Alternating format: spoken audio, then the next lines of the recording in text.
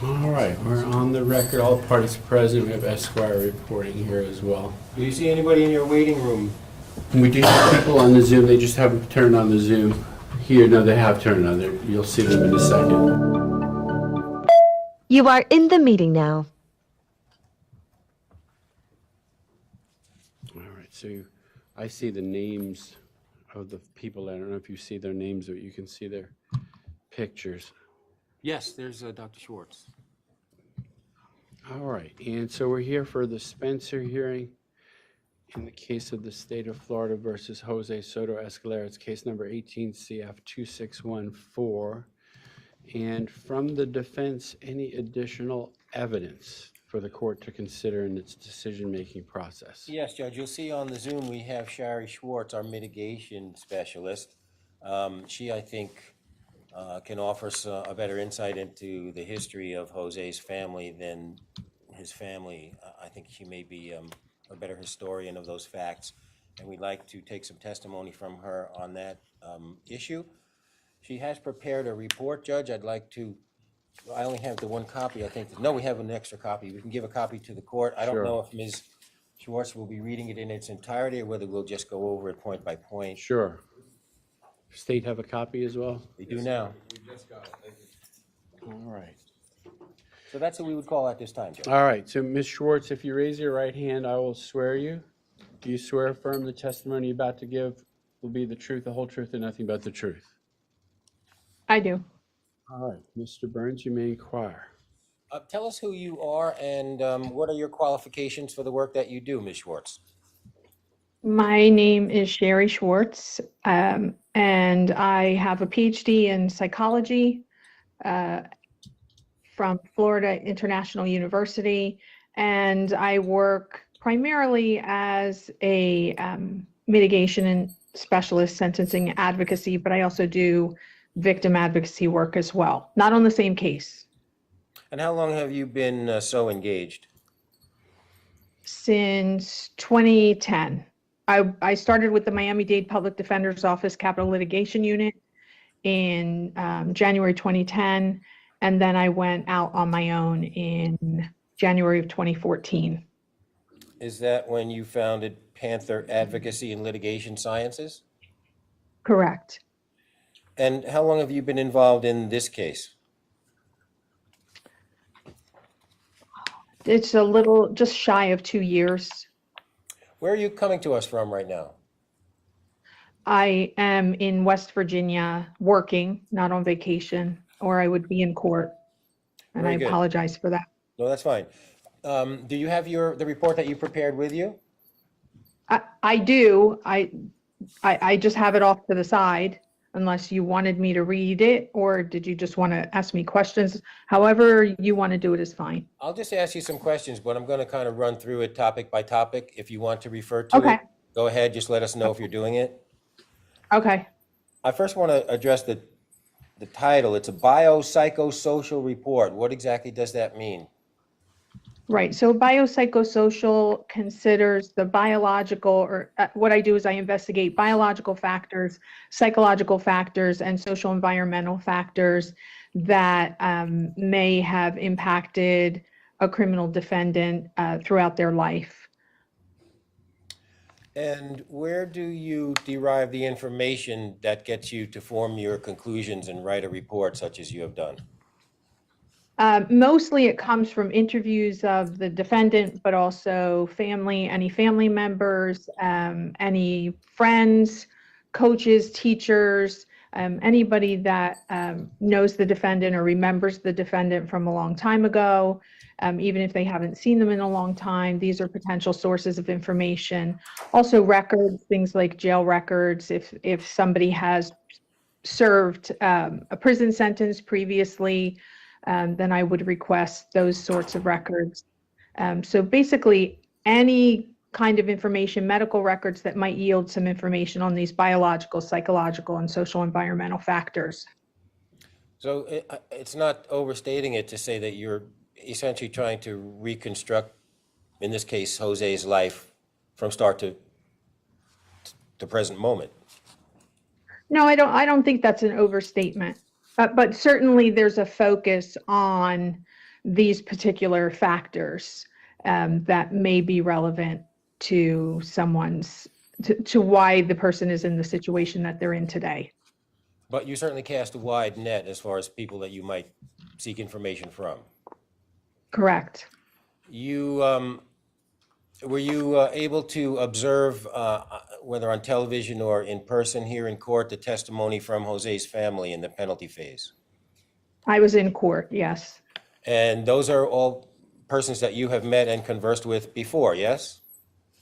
Yes, we went to Connecticut and spoke with them. Is there anything that you think is significant that did not come out in their testimony regarding Jose's prior history or family history that you would like the court to consider? And you can refer to your report if you wish. Okay, I'm not referring to it yet, but I may just look through to make sure I didn't miss anything, because I neglected to mention I'm also a college professor, yet somehow when I'm testifying I get very nervous, so I apologize.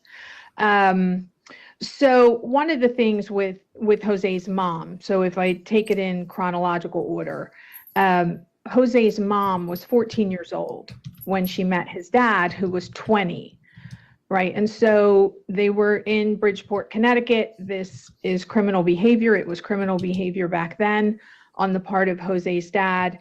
Mom winds up pregnant with a son that was not Jose. He had an older brother who only lived a few months.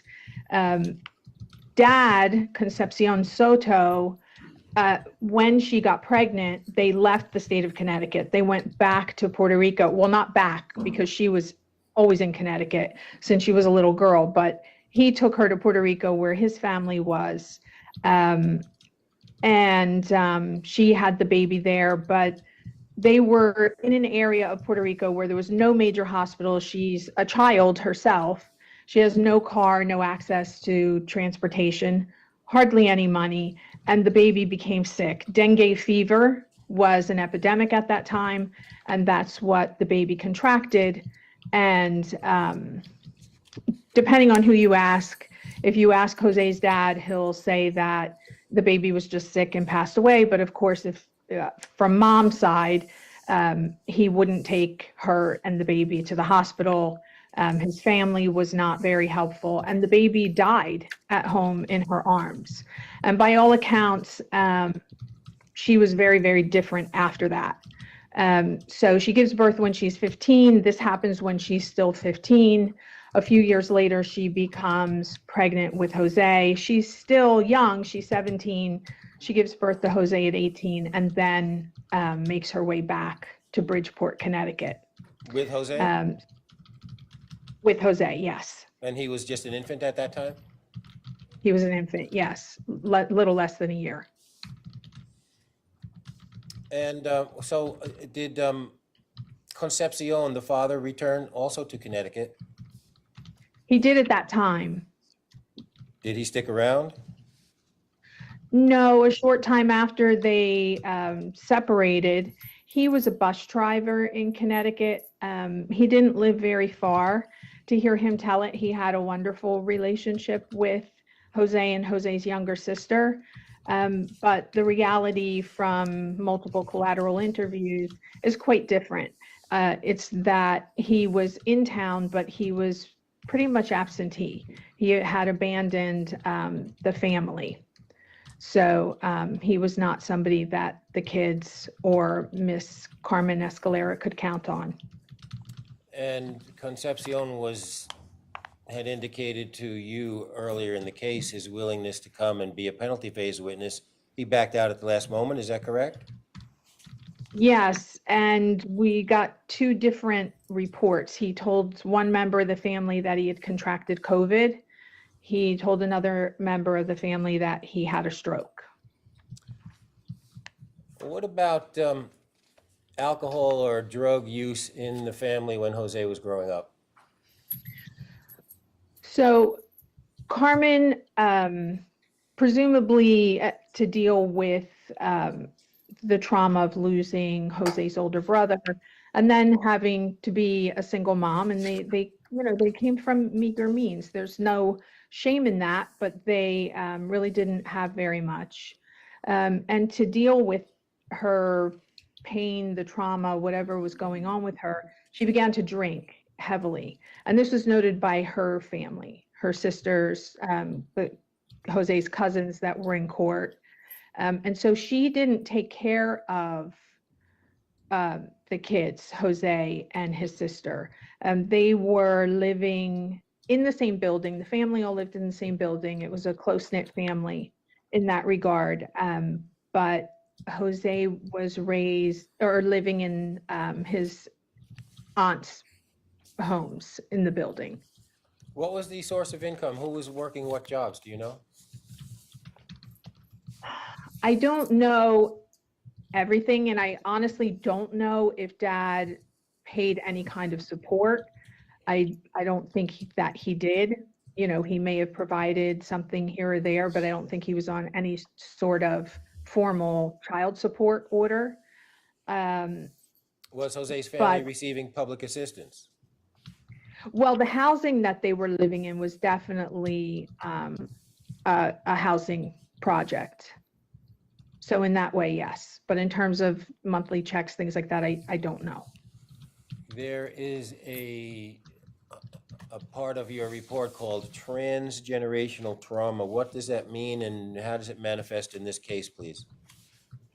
Well, so transgenerational trauma is something that the science supports, that it's passed down through the generations. So even though in this particular case, even though Jose was not yet born when his mother was a teenage mom, a very young teenage mom, and gave birth and then had the baby die at home, her trauma would pass down to him.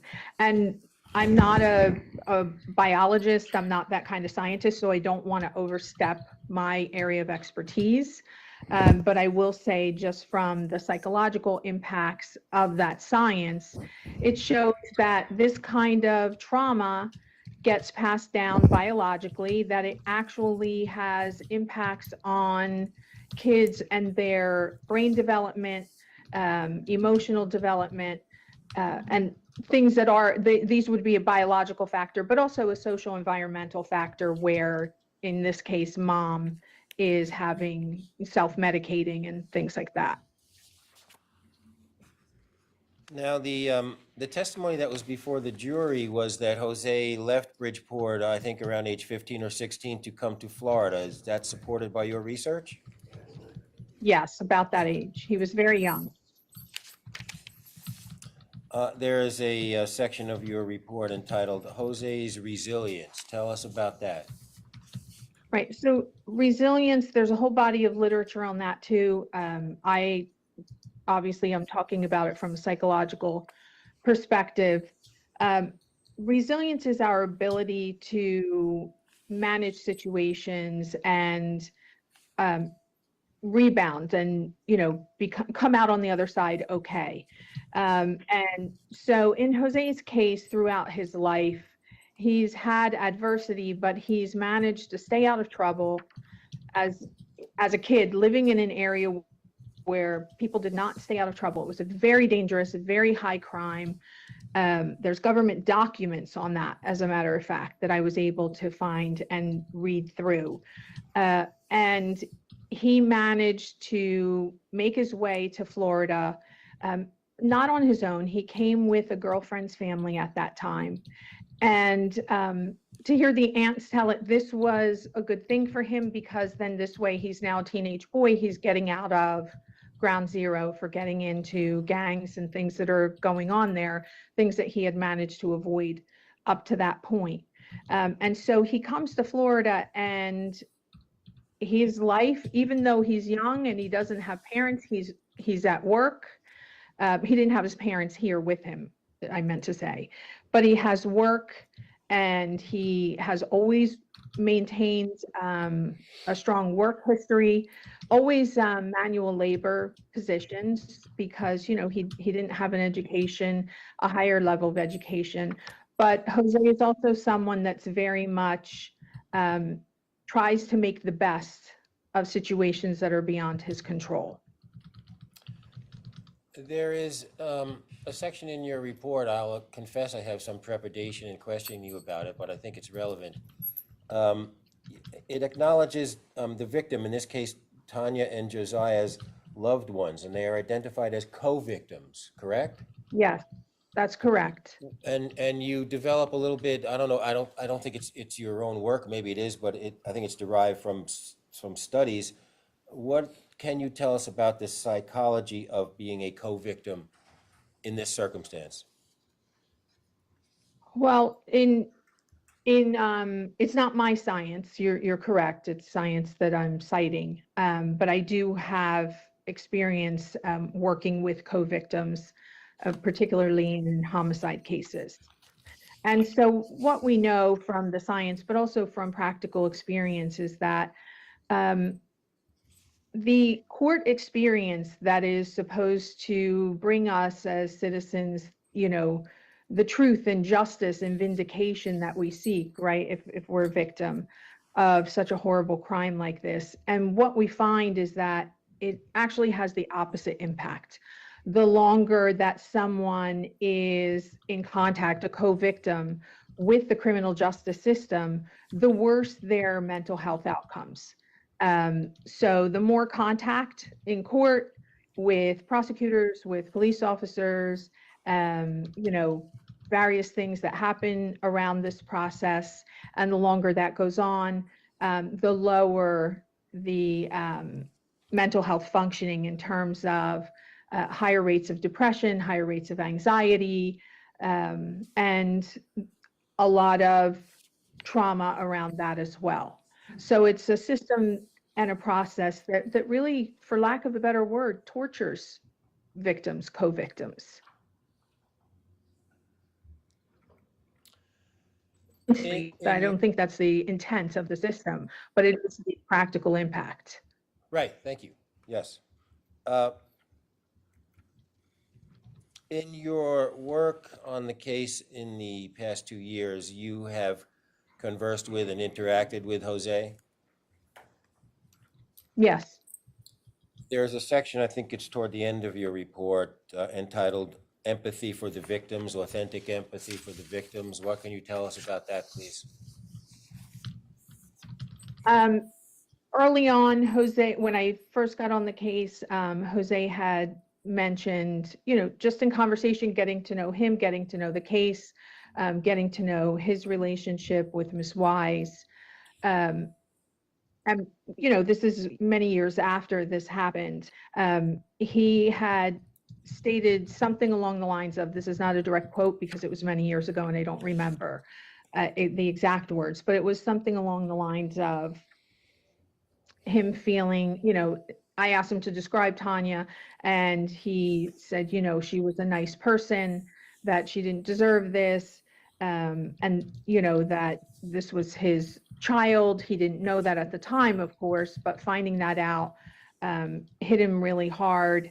And that was unprompted. When I'm looking at those things, if I have to ask a defendant how they feel about it, and I do if they don't tell me, but in his case, I didn't really have to ask about that. And we never really talked about it again because we're talking about other things that are relevant to his biopsychosocial.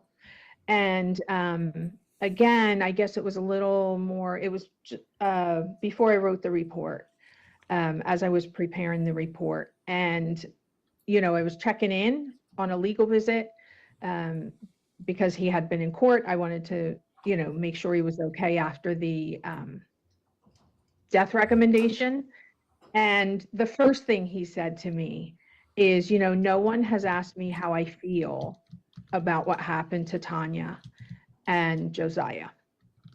So, these are the kinds of things that indicate genuine empathy in that moment when he should be thinking about, or not that he should be, but that most people would be thinking about the consequences for themselves. He mentioned Miss Wise and baby Josiah. Now, we haven't touched on every single specific item in your report. The judge has it to consider, and I'm sure that he will. The last item in your report is titled an executive summary, so why don't you tie everything together in summary form for us now, if you can? Sure. Can I just take a look at that so I make sure I don't miss anything? Yeah, go ahead. Is that okay? Okay. I promise I won't read it because it's kind of long. But basically, there are a number of biopsychosocial factors that are relevant to Jose and his life existence.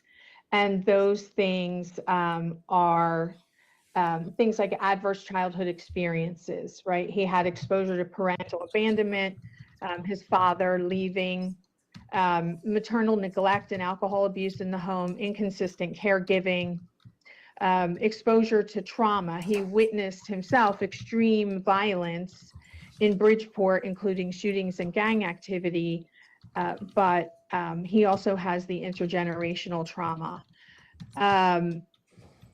Growing up in poverty, I don't think that that's necessarily something that predisposes someone to committing crimes, but we do know that in high poverty areas, there are higher crime rates. And Jose managed to avoid that, which is really notable. The family also dealt with a lot of discrimination and racism in Bridgeport, Connecticut when Jose was growing up and even when his mom was growing up. So this was kind of the social environment where they were living, but this is also a family who has really strong kinship bonds. And even if they don't see each other every day or talk to each other every day, they do, they show up even if they were nervous, they weren't able to really articulate everything that they wanted to say, but they are generally very supportive of each other. And I think the authentic empathy is, to me, I don't always see that. I wish I could say that I did, but I don't. And in this case, it was really remarkable, especially the day after the death recommendation when Mr. Soto-Escalera, one of the first things that he said with a lot of emotion was that no one had asked him how he felt about what had happened to Miss Wise and baby Josiah. Thank you very much, ma'am. That's all I have for you. Any questions from the state? No questions. All right. Thank you, Dr. Schwartz. And Thank you. any additional evidence from the defense? Judge, may we go off the record for a second? I just Sure. need to have a brief contact. Sure. with the client. Absolutely. Thank you, We'll Judge. take a brief recess, allow the defense to speak to their client.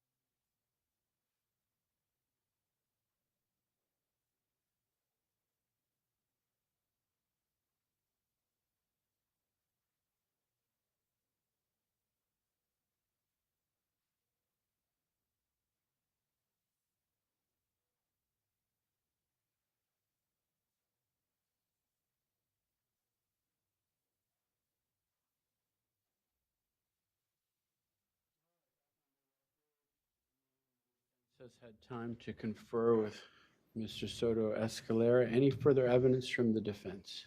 Well, Judge, I did have some commentary to make and some argument to make, however. Right. But outside of argument, No more. Well, Mr. Soto-Escalera wants to speak, Judge. I do believe. okay.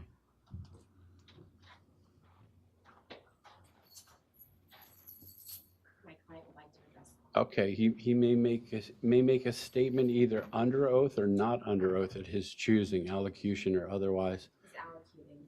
Okay, you may make a statement, Mr. Soto-Escalera, at this time. Go ahead. Thank you, sir. What I'm bringing to the courts to address is, I have a conflict of interest. Mr. Thomas Burns. So I was asking for your permission, if possible, if I can get him removed from my case because I don't trust him. Mr. Soto-Escalera, trying to think of how to say this in a way that's most understandable. I think there's an expression, we're at the 11th hour. This is probably even beyond that. We're probably at about 11:59 here. We're about to close all of the evidence in your case, which would be submitted to me with the jury's recommendation, whether you should receive the death penalty or life in prison. Counsel has already done his job. They've already completed their work on the case. Really, at this point, all that's left for them to do is argue to me. So I don't believe there's really any purpose in that at this time. Even if I were to grant your request, there's nothing left for counsel to do at this time other than to make argument to me, which quite frankly could be persuasive, but given the judge's function, where we are, as I mentioned, 11:59 metaphorically, there's really not much purpose in that. So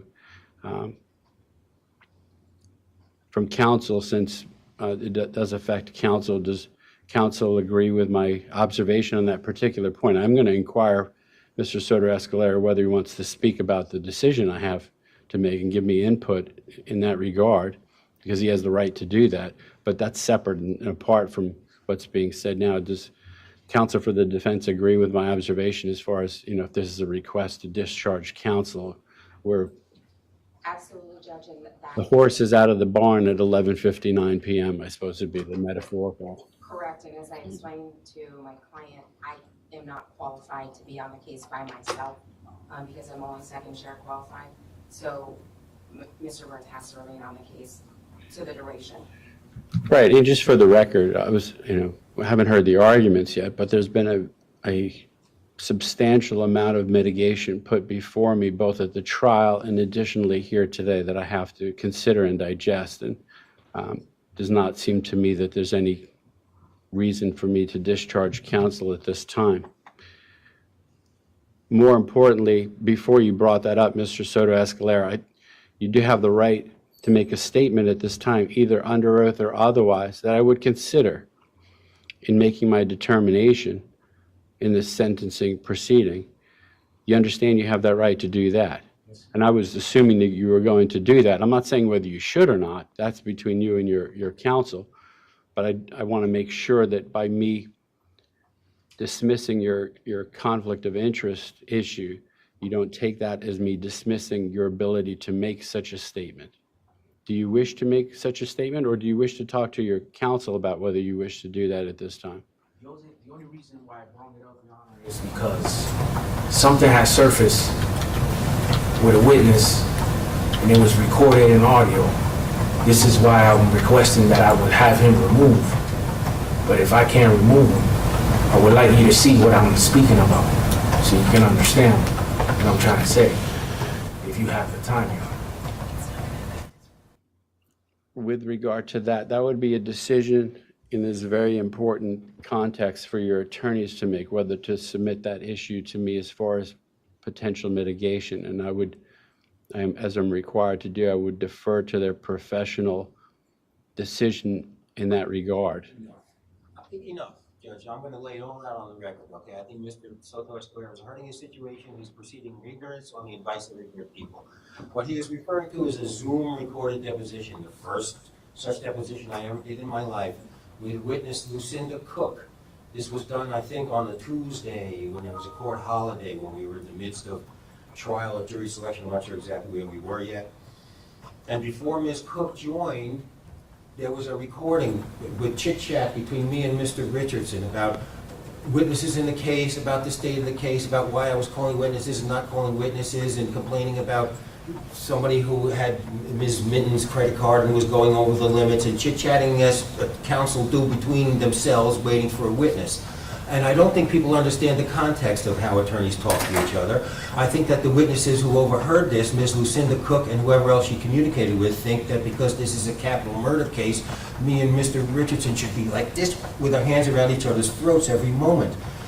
And we were not that way. We were chatting as counsel do in a case. And in a capital case especially, do counsel and adversaries have to communicate frequently and exhaustively to get the thing from start to finish done. That's all that it was.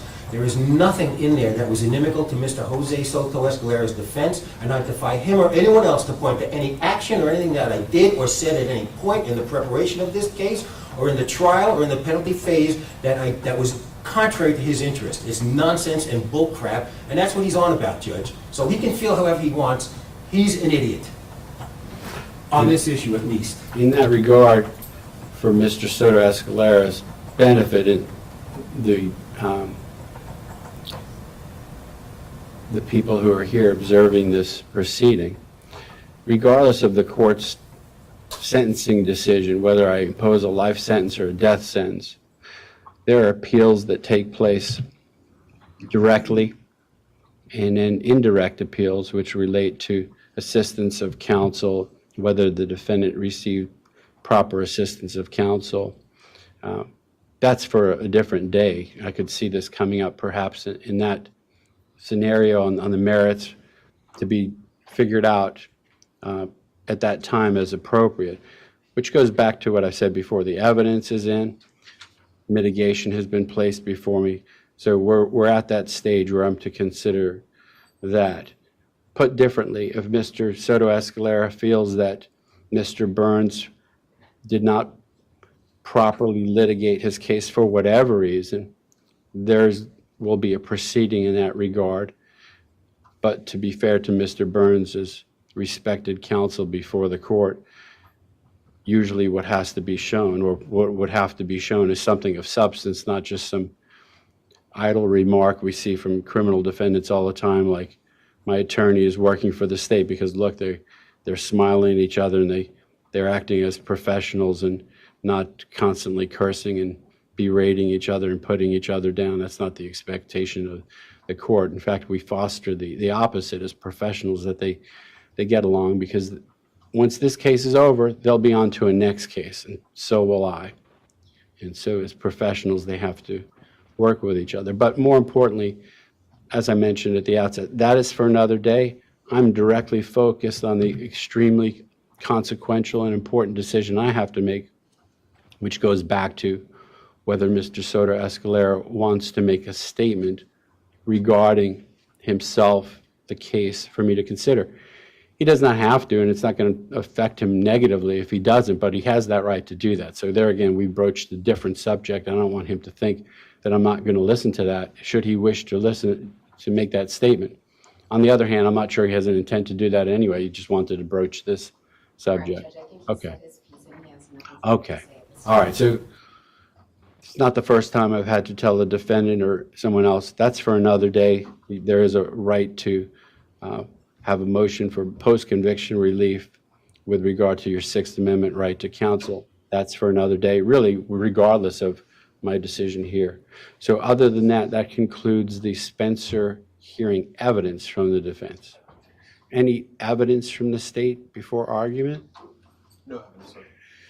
All right, so let's start off with the argument of the state. If you wish to make a summary argument, but you don't have to. I mean, obviously, I'm familiar with my role here. I want to dissuade you from that, but you do both have the right to make argument to influence me in the way I evaluate the evidence, Sure. the way the aggravation and mitigation.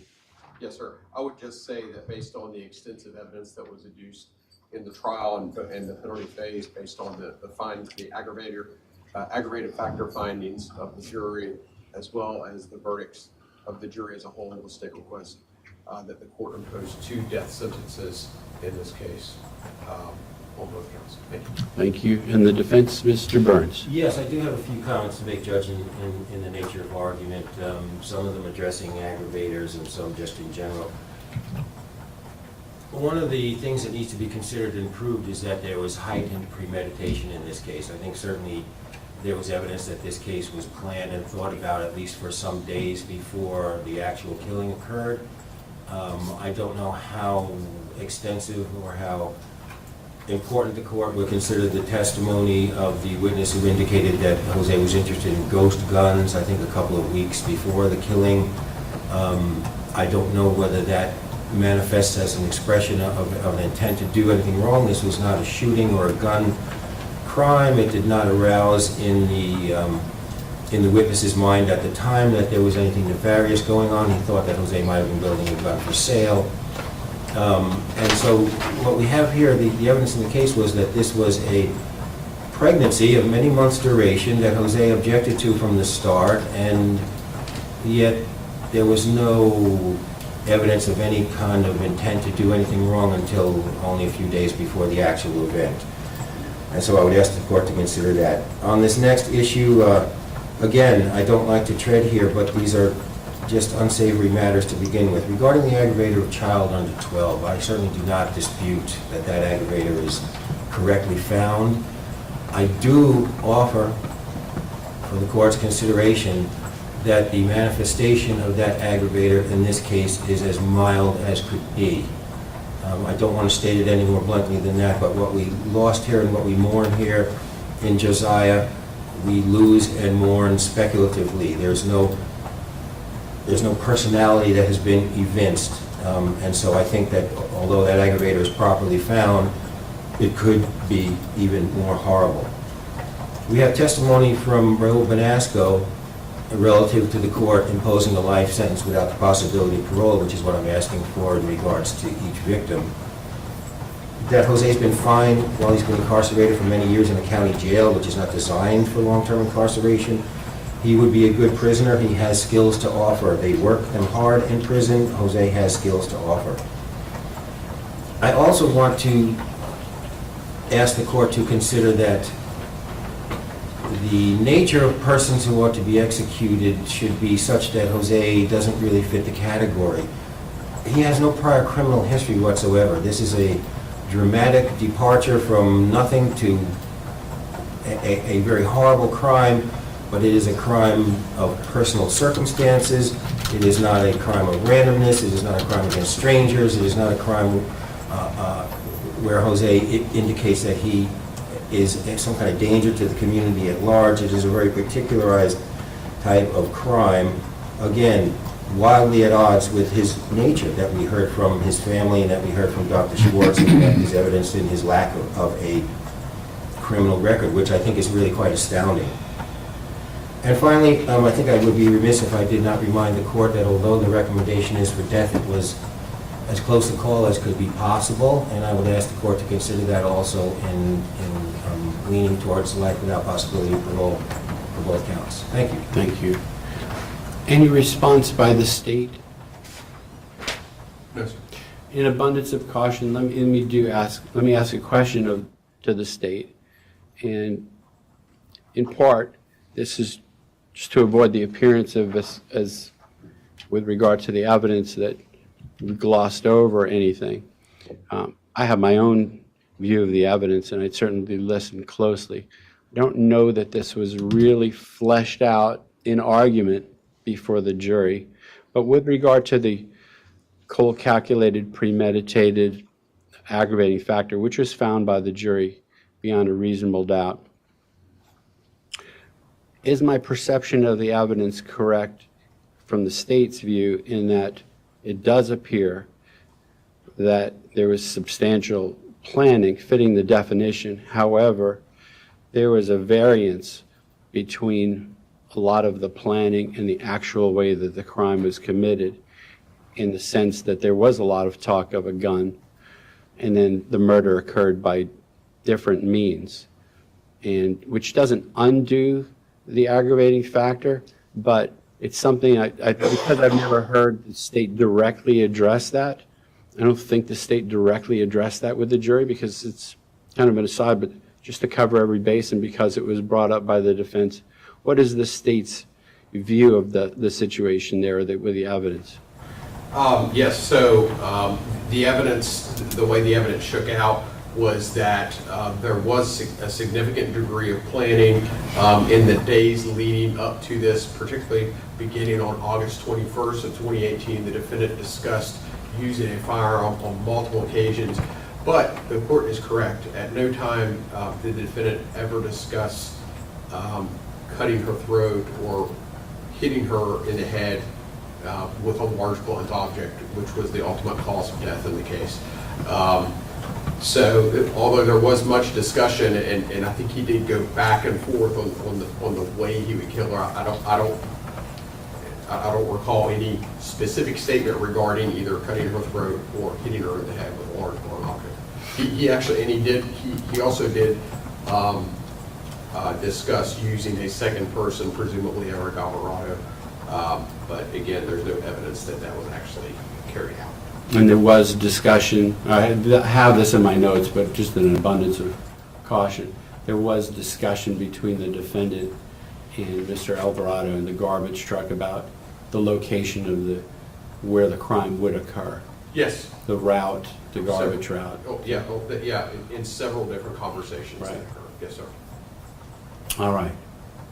Well, particularly given what was brought up with regard to counsel and so forth, I do want to commend the attorneys for their fine work. And no one can do that better than me because it's right now squarely before me. Let me tell you where I am in the case. This is one of those situations where as a judge you could try to put the case out of your mind as much as possible. But I've found doing this that even when you think you're doing that, you're still thinking of this case. And I've been constantly thinking about it. I'm far along in my analytical process. However, more has been put before me today, particularly fleshing out other suggested mitigation and a few others that are also new suggested mitigation. So I have that to shore up, but I do intend to finalize my decision and announce my decision this Friday, which is the 10th at 1:30. There's a chance that I'm not done by then, but I think I will be done by then. There again, I'm far along, and I appreciate the doctor's report. I will review it in exquisite detail and dissect it along with my notes to make the final decision in this case. Either way, the decision of the court must be in writing. So I will announce the decision on Friday at 1:30, and we'll see you then. Yes, sir. Thank Thank you. you, Your Honor. Go off the record. And I'll end this.